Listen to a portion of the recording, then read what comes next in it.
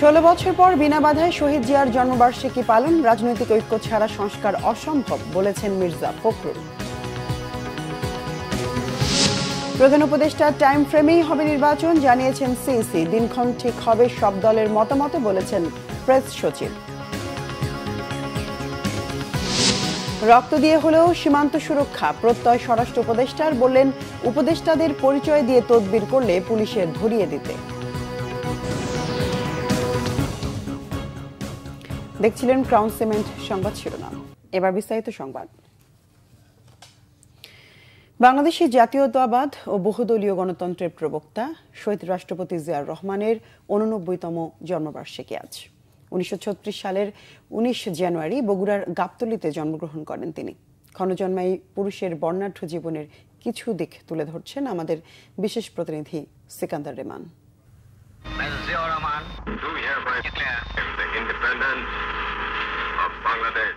বাংলাদেশি জাতীয়তাবাদের স্থপতি শহীদ রাষ্ট্রপতি জিয়াউর রহমানের জন্ম 1936 সালের বগুড়ার গাবতলীর বাগবাড়িতে। 71-এ বাংলাদেশের স্বাধীনতার ঘোষণা, মুক্তিযুদ্ধের সেক্টর কমান্ডার এবং জেট ফোর্সের প্রধান হিসেবে ব্যাপক খ্যাতি অর্জন করেন তিনি। মহান মুক্তিযুদ্ধে অসামান্য অবদানের জন্য তাকে দেয়া হয় বীর উত্তম খেতাব। 1975-এর 7 নভেম্বর সিপাহী জনতার বিপ্লবের মধ্য দিয়ে বাংলাদেশের রাষ্ট্র ক্ষমতায় দৃশ্যপটে আবির্ভূত হন জিয়াউর রহমান। আমাদের ভুলে গেলে চলবে না যে জনগণই হচ্ছে আমাদের সকল শক্তির উৎস। রাষ্ট্রপতি হিসেবে দায়িত্ব নেন 1977 সালে। 78-এর জুনে রাষ্ট্রপতি নির্বাচিত হন তিনি। একজন সফল রাষ্ট্রনায়ক ও বহুদলীয় গণতন্ত্রের প্রবক্তার খ্যাতি পাওয়া জিয়াউর রহমান 1979 সালের সেপ্টেম্বরে গঠন করেন বাংলাদেশ জাতীয়তাবাদী দল বিএনপি। রাজনীতিতে নতুনত্ব আনেন 19 দফা কর্মসূচি ঘোষণার মাধ্যমে। মাত্র 4 বছরের শাসনামলেই কৃষি উৎপাদন, গার্মেন্টস শিল্পের বিকাশ, জনশক্তি রপ্তানি, নতুন নতুন কলকারখানা স্থাপন সহ স্বনির্ভরতা অর্জনে জিয়াউর রহমানের নেয়া উদ্যোগ ব্যাপক সাড়া জাগায়। আমাদের প্রচুর প্রাকৃতিক ও জনসম্পদ থাকা সত্ত্বেও আমরা বিশ্বের দরিদ্র জাতি হিসাবে চিহ্নিত। দরিদ্রতার অভিশাপ থেকে জাতিকে মুক্ত করা সম্ভব না হলে স্বাধীনতা অর্থহীন হয়ে পড়বে। 1981 সালে এক ব্যর্থ সেনা অভ্যুত্থানে চট্টগ্রাম সার্কিট হাউসে শাহাদত বরণ করেন জিয়াউর রহমান।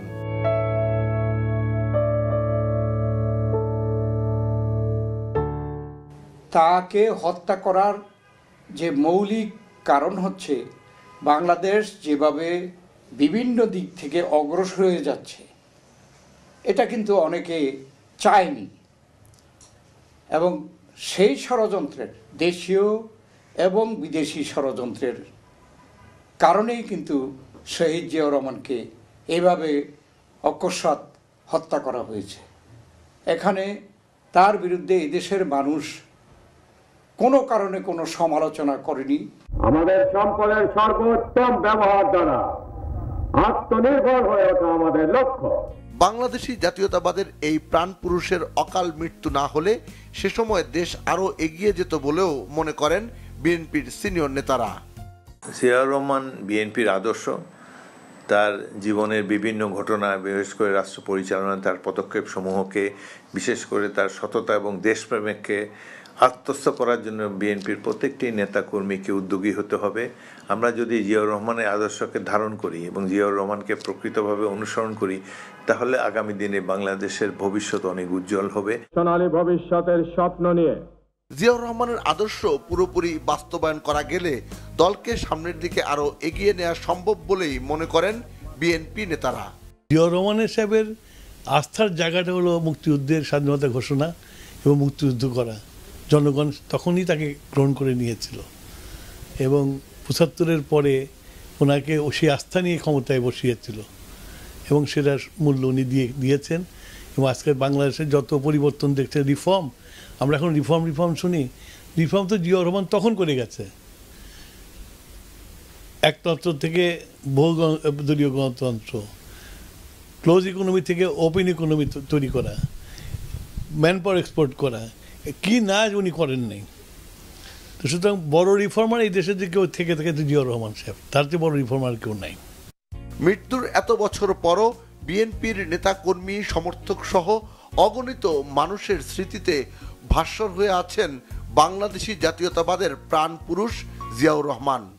আমরা যুদ্ধ করে স্বাধীনতা এনেছি এবং সেই স্বাধীনতাকে ফলপ্রসূ করতে হবে, অর্থবহী করতে হবে। আজ আমাদের অর্থনৈতিক অবস্থার উন্নতি সাধন করতে হবে। তা করার উপায় হল হাতে কোদাল, খাল কাটো। সিকান্দার রহমান, বাংলা ভিশন, ঢাকা। কোনো রাজনৈতিক বক্তব্যে নয়, আইন ও বিধি মতে প্রধান উপদেষ্টার টাইম ফ্রেম অনুযায়ী আগামী নির্বাচন দেওয়ার প্রস্তুতি নিচ্ছে কমিশন, জানিয়েছেন প্রধান নির্বাচন কমিশনার এএমএম নাসির উদ্দিন। এদিকে কাল থেকে বাড়ি বাড়ি গিয়ে শুরু হচ্ছে ভোটার তালিকা হালনাগাদের কাজ। আরও জানাচ্ছেন মোবাশ্বের আহমদ। গেল প্রায় ১.৫ দশকের বেশি সময় ধরে সুপরিকল্পিতভাবে দেশের নির্বাচন ব্যবস্থা ধ্বংস করেছিল শেখ হাসিনার সরকার। ভোট কেন্দ্রে গিয়ে ভোট দিতে না পারার অভিযোগ ক্ষোভে পরিণত হয়েছিল সাধারণ জনগণের। তাই ছাত্র জনতার অভ্যুত্থানের পর এবার একটি সুষ্ঠু নির্বাচনের প্রত্যাশা দেশের মানুষের। সেই লক্ষ্যে আসন্ন নির্বাচনে ভোটার তালিকা হালনাগাদ সহজীকরণ করতে রবিবার সকালে আগারগাঁয়ে প্রধান নির্বাচন কমিশনারের কাছে নির্বাচনী সরঞ্জাম সামগ্রী হস্তান্তর করে ইউএনডিপি। পরে প্রধান নির্বাচন কমিশনার জানান, ৬৫,০০০ কর্মী সোমবার থেকে বাড়ি বাড়ি গিয়ে ভোটার তালিকা হালনাগাদ কার্যক্রম শুরু করবে, যা শেষ হবে আগামী ৬ মাসে। ৬৫,০০০ লোক কাজ করবে বিভিন্ন লেভেলে। তার মানে আমরা এটা huge programme, we have undertaken a huge programme, যাতে কুইকলি এই কাজটা আমরা within the time, specified time আমরা শেষ করতে পারি। আমরা সন্দেহ দূর করার জন্য তো এই কাজ করতেছি, এত লোক নামাচ্ছি, মাঠে নামাচ্ছি। এখন আর আমরা তো নিশ্চয়ই আমরা আশাবাদী যে এটা সব ধরনের সন্দেহ দূর হবে ইনশাল্লাহ। এ সময় সিইসি জানান, কোনো রাজনৈতিক বক্তব্যে নয়, আইন ও বিধিমতে নতুন কমিশন একটি সুষ্ঠু ও গ্রহণযোগ্য নির্বাচনের দিকেই এগোচ্ছে। মাননীয় প্রধান উপদেষ্টার ঘোষিত যে টাইম ফ্রেম, ওটাকে মাথায় রেখে আমরা কাজ করছি। এই রাজনৈতিক বক্তব্য মধ্যে আমরা ঢুকতে চাই না, আমরা রাজনীতির মধ্যে ঢুকতে চাই না। আমরা আইন কানুন বিধিবিধান সিস্টেমের মধ্যে থাকবো, একদম ক্লিন স্লেট। আমরা চাই যে একদম স্ট্রেট, যাতে সবাই একটা ফ্রি ফেয়ার গেম আমরা উপহার দিতে চাই। সব players can play freely under the rules of the game. That is the environment we want to create, আর অন্য কিছু না। আসন্ন নির্বাচন সঠিকভাবে পরিচালনা করতে ভবিষ্যতেও ইউএনডিপির কাছে সাহায্য চাওয়া হবে বলেও জানান প্রধান নির্বাচন কমিশনার। মোবাশ্বের আহমেদ, বাংলা ভিশন, ঢাকা। সংস্কার কমিশনের প্রতিবেদনগুলো নিয়ে সব রাজনৈতিক দলের সাথে বৈঠক করে নির্বাচনের দিনক্ষণ নির্ধারণ করা হবে বলে জানিয়েছেন প্রধান উপদেষ্টার প্রেস সচিব শফিকুল আলম। রাজনৈতিক দলগুলো কম সংস্কার চাইলে ডিসেম্বরে আর প্রয়োজনীয় সংস্কার চাইলে ২০২৬ সালের জুনে নির্বাচন হতে পারে বলে জানান তিনি। সকালে রাজধানীর প্রেস ইনস্টিটিউটে বাংলাদেশ কৃষি সাংবাদিক ফোরাম BAJF আয়োজিত কৃষি সাংবাদিকতা প্রশিক্ষণ অনুষ্ঠানে এসব কথা বলেন তিনি। দল হিসেবে আওয়ামী লীগ নিষিদ্ধের প্রশ্নে প্রেস সচিব জানান, গণহত্যা করেও এখনো পর্যন্ত তাদের অনুশোচনা বোধ নেই। গণহত্যার সাথে জড়িতদের বিচার করবে অন্তর্বর্তীকালীন সরকার, আর দল হিসেবে নিষিদ্ধের সিদ্ধান্ত নেবে রাজনৈতিক দলগুলো বলে জানান প্রেস সচিব। অন্তর্বর্তী সরকারের বাজেটে সরকারি কর্মচারীদের জন্য বরাদ্দকৃত মহার্ঘ ভাতা প্রদানের সিদ্ধান্ত যৌক্তিক বলেও দাবি প্রেস সচিবের। আশপাশের দেশগুলোর চেয়ে বাংলাদেশের সরকারি কর্মচারীদের বেতন কম বলেও জানান তিনি। পুরো রিপোর্ট যখন আমাদের ইন্টারিম গভর্নমেন্টের হাতে আসবে, ইন্টারিম গভর্নমেন্ট সমস্ত পলিটিক্যাল পার্টির সাথে কথা বলবে এবং এই কথাটা বলবেন কে? কনসেনসাস বিল্ডিং কমিশন, যেটার প্রধান হচ্ছেন প্রফেসর ইউনুস নিজে, এবং সেইখানে আলী রিয়াজ আছেন এবং অন্যান্য কমিশনের যারা প্রধান আছেন ওইটার মেম্বার আছেন। তারা এই ঐক্যমতে আসবেন এবং পলিটিক্যাল পার্টি যখন সবাই একসাথে ডিসাইড করবে যে আমরা এই চাচ্ছি, সেটা তখন দেখবেন যে অনেকটা ইজি হয়ে যাবে এবং সে অনুযায়ী রিফর্মগুলো ইমপ্লিমেন্ট হবে, হওয়ার পরেই ইলেকশন হয়ে যাবে। প্রধান বিচারপতি ডক্টর সৈয়দ রেফাত আহমেদ জানিয়েছেন, বিচার বিভাগ সংস্কারে সংশ্লিষ্টদের সাথে আলাপ আলোচনা চলছে। সকালে চট্টগ্রাম জেলা দায়রা জজ ও অতিরিক্ত মহানগর দায়রা জজ আদালত সহ বিভিন্ন আদালত ঘুরে দেখেন তিনি। পরে আদালতের নথি, সাক্ষ্য সহ যাবতীয় তথ্য অনলাইনের আওতায় আনার বিষয়ে বিচারকদের সাথে কথা বলেন প্রধান বিচারপতি। এ সময় প্রধান বিচারপতির কাছে হাইকোর্টের সার্কিট বেঞ্চ স্থাপন সহ বিভিন্ন দাবি তুলে ধরেন আইনজীবীরা। এর আগে চিফ জুডিশিয়াল ম্যাজিস্ট্রেট আদালতের সামনে বৃক্ষরোপণ করেন তিনি।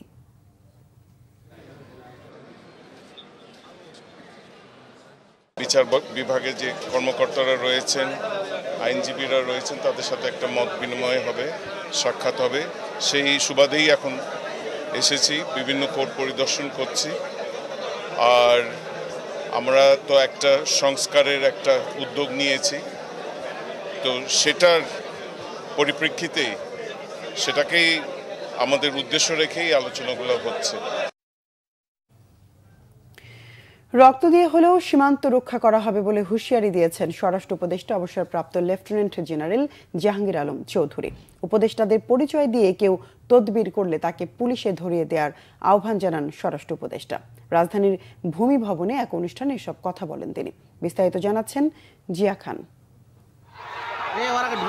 চাঁপাইনবাবগঞ্জের বাংলাদেশ ভারত সীমান্তে চলা উত্তেজনায় উদ্বিগ্ন দেশের মানুষ। সমাধানের আশ্বাসও মিলেছে। এমন বাস্তবতায় স্বরাষ্ট্র উপদেষ্টা বলেন, চাঁপাই সীমান্তে উত্তেজনা সমাধানের পথে চিন্তার কিছু নেই। তবে সীমান্তে আগে ছাড় দেয়া হলেও এখন থেকে আর ছাড় নয়। আমরা একটু আমাদের অধিকারটা চাচ্ছি।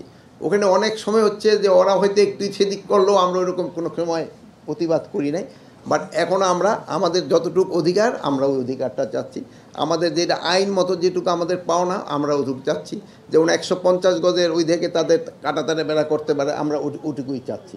আমরা এখানে কোনো রকমের ছাড় দিতে চাচ্ছি না। আগে যেহেতু কোনো পদক্ষেপ ছিল না, এই জন্য কোনো রকম বর্ডারে কোনো কিছু হয় নাই। এখন যেহেতু আপনি পদক্ষেপ নিচ্ছেন দেখি তো এইসব ঘটনা ঘটছে। আমাদের সীমান্ত সম্পূর্ণভাবে সুরক্ষিত আছে। এই সীমান্তর এই সাইডে কেউ কোনো দিনই আসতে পারবে না। আমরা যতদিন বেঁচে থাকি আমাদের রক্ত ঝরবে, কিন্তু সীমান্ত সুরক্ষা থাকবে। দুর্নীতি বন্ধে কঠোর বার্তা দেন স্বরাষ্ট্র উপদেষ্টা। দুর্নীতিবাজ যত প্রভাবশালীর আত্মীয় হোক, আইনের আওতায় আনার নির্দেশ দেন তিনি। আমি এই স্বরাষ্ট্র উপদেষ্টা এবং কৃষি উপদেষ্টা হওয়ার পরে আপনারা জানেন যে আমার আত্মীয় স্বজনের সংখ্যা বেড়ে গেছে, আমার বন্ধু বান্ধবের সংখ্যা বেড়ে গেছে, এবং তাদের যে রিকোয়েস্টের সংখ্যাও বেড়ে গেছে। কিন্তু এই ম্যাক্সিমাম রিকোয়েস্ট কিন্তু আসে এই ল্যান্ড এইগুলি নিয়ে। তা আমি আপনাদের কাছে একটা অনুরোধ করব, আমি আমার ইস্যুও বলছি যে আমাদের পরিচয় দিয়ে যদি কেউ কোনো কিছু অবৈধ সুবিধা নিতে চায়, আপনারা কোনো সময় দিবেন না। তাকে একবার ভালোভাবে বুঝাই দেন, দ্বিতীয়বার হইলে পুলিশের কাছে হ্যান্ড ওভার করে দেন। ভূমি, রেলওয়ে এবং পুলিশের দুর্নীতি বন্ধ করে সেবা বাড়াতে সংশ্লিষ্টদের প্রতি নির্দেশ দেন স্বরাষ্ট্র উপদেষ্টা। আপনাদের সবকিছু আপনাদের হাতে আছে কিনা। জিয়া খান, বাংলা ভিশন, ঢাকা। পিলখানায় বিডিআর বিদ্রোহের ঘটনায় বিস্ফোরক আইনের মামলায় জামিন শুনানি ও সাক্ষ্য গ্রহণ চলছে। কেরানীগঞ্জ কেন্দ্রীয় কারাগার সংলগ্ন অস্থায়ী আদালতে শুনানি চলছে। কারাগারে স্থাপিত অস্থায়ী আদালতের বিচারক ইব্রাহিম মিয়া এবং পাবলিক প্রসিকিউটর হিসেবে দায়িত্ব পালন করছেন বোরহান উদ্দিন। এদিকে আদালতে কাজ শুরু হচ্ছে খবর পেয়ে ভোর থেকে বিডিআর জওয়ানদের মুক্তির দাবিতে কারাগারের সামনে অবস্থান নেন স্বজনরা। বিডিআর হত্যাকাণ্ডের পর দীর্ঘ 16 বছর ধরে হত্যা ও বিস্ফোরক আইনে করা মামলায় কারাভোগ করছে এসব আসামিরা। হত্যা মামলায় খালাস পেয়েও বিস্ফোরক মামলায় সাক্ষ্য গ্রহণ পর্যায়ে থাকায় বন্দী আছে অভিযুক্ত বিডিআর সদস্যরা। বিচার প্রক্রিয়ায় দীর্ঘসূত্রিতার অবসান ঘটিয়ে বিচার প্রার্থীরা কারামুক্ত হবেন এমন প্রত্যাশা স্বজনদের। 2009 সালের 25 ও 26 ফেব্রুয়ারি ঢাকার পিলখানায় সীমান্তরক্ষী বাহিনীর সদর দপ্তরে বিদ্রোহের ঘটনায় 57 সেনা কর্মকর্তা সহ 74 জন নিহত হন। এই ঘটনায় হত্যা ও বিস্ফোরক আইনের 2টি মামলা হয়। বিস্ফোরক আইনের মামলায় 834 জন আসামির বিরুদ্ধে বিচার কাজ শুরু হয়েছিল 2010 সালে, কিন্তু মাঝপথে বিস্ফোরক মামলার কার্যক্রম স্থগিত রেখে শুধু হত্যা মামলার সাক্ষ্য উপস্থাপন করে রাষ্ট্রপক্ষ, যে কারণে এই মামলার বিচার ঝুলে যায়। হত্যা মামলায় খালাস বা সাজাভোগ শেষে বিস্ফোরক মামলার কারণে 468 জনের মুক্তি আটকে আছে। নিরাপরাধ বিডিআর জওয়ানরা জেলখানায় মানবতার জীবনযাপন করছে, তারা মুক্তির প্রহর গুনছে। বিগত 16 বছরে আমরা কারো কাছেই যেতে পারি নাই, আমরা পরিত্রাণ পাই নাই। আজকে আমরা এসেছি ন্যায় বিচার পাওয়ার জন্য।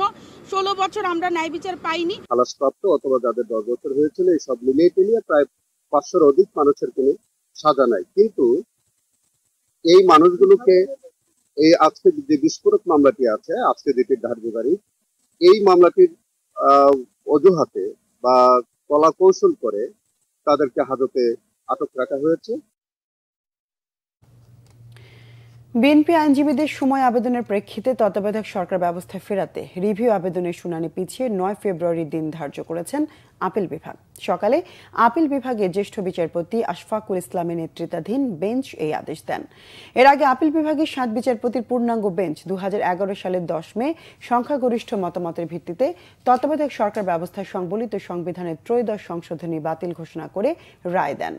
গত বছরের 5 আগস্ট স্বৈরাচার সরকারের পতনের পর 27 আগস্ট তত্ত্বাবধায়ক সরকার ব্যবস্থা বাতিল সংক্রান্ত সংবিধানের ত্রয়োদশ সংশোধনী বাতিলের রায়ের বিরুদ্ধে সুজনের সম্পাদক ডক্টর বদিউল আলম মজুমদার সহ 5 বিশিষ্ট নাগরিক আপিল করেন।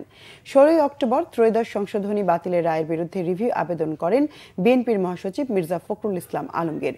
সবশেষ সংবিধানের ত্রয়োদশ সংশোধনী বাতিলের রায়ের বিরুদ্ধে রিভিউ আবেদন করে জামাতে ইসলাম। পঞ্চগড়ে 2 দিন তাপমাত্রা বাড়ার পর ফের বয়ে যাচ্ছে মাঝারি শৈত্যপ্রবাহ। সকালে তেঁতুলিয়ায় সর্বনিম্ন তাপমাত্রা রেকর্ড করা হয়েছে 7.9 ডিগ্রি সেলসিয়াস। মাঘের শুরু থেকে জেলায় জেঁকে বসেছে শীত। ঘন কুয়াশা আর হিমালয় থেকে আসা হিমেল হাওয়ায় নাকাল মানুষ। বিপাকে পড়েছে শ্রমজীবীরা। ভোর থেকে ঘন কুয়াশার কারণে মহাসড়কে হেডলাইট জ্বালিয়ে চলাচল করছে যানবাহন। এদিকে চুয়াডাঙ্গায় আবারও কমতে শুরু করেছে তাপমাত্রা। শীতে জবুথবু জনজীবন। ঘন কুয়াশা ও হিম বাতাসে ব্যাহত হচ্ছে স্বাভাবিক কাজকর্ম। হাসপাতালগুলোতে বাড়ছে শীতজনিত রোগীর সংখ্যাও। সংবাদ শেষ করব ক্রাউন সিমেন্ট শিরোনামগুলো আরেকবার জানিয়ে।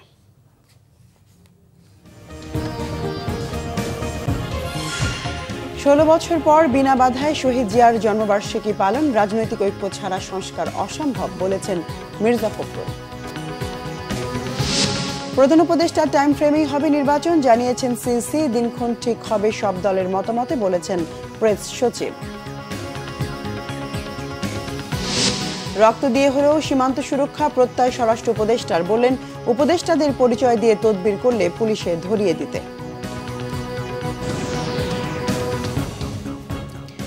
দর্শক ছিল এখনকার মতো। পরের সংবাদ বিকেল 4টায়। এর আগে 3টায় রয়েছে নিউজ টপ 10। এছাড়া বাংলাভিশন সংবাদ ও সংবাদ সংশ্লিষ্ট অনুষ্ঠান দেখতে ভিজিট করুন www.bvnews24.com ও facebook.com/banglavisionnews এবং সাবস্ক্রাইব করুন youtube.com/banglavisionnews।